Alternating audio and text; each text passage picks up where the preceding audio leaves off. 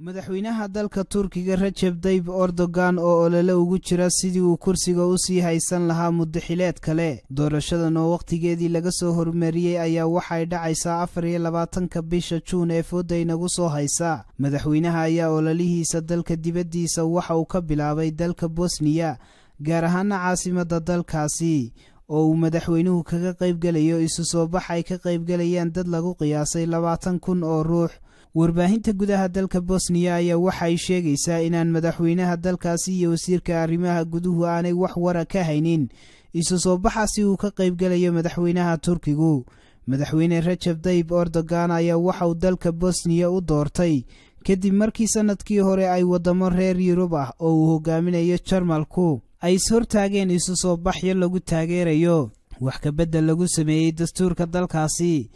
wax ka bedelkaasi lagu sameeyay dastuurka ayaa waxa uu madaxweynaha siinayay awoodo badan oo dheeraad ah oo uu lahaa ra'iisul wasaaraha dalkaasi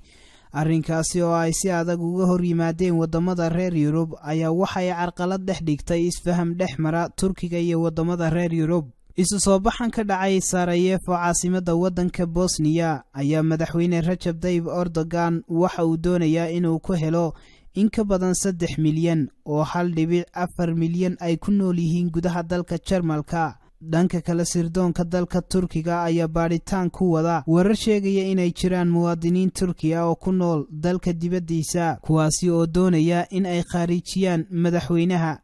sida ay sheegtay wakaaladda wararka ee Anadolu sirdoonka dalka Turkiga ayaa digniino ka helaya sirdoonno kale oo reer galbeed ah kuwaasi oo ka digaya inay jiraan shakhsiyaad Turkiga oo aan la garanayn haybtooda kuwaasi oo maleegaya khaarijinta madaxweyne Recep Tayyip Erdogan inta uu ku guda jiro safaradiisa ololaha ee ku marayo dalka dibadiisa safarada noocan ah ee uu madaxweynaha Turkigu ku tagayo wadamadii kamid ahaan jiray dawladii Cismaaniyiinta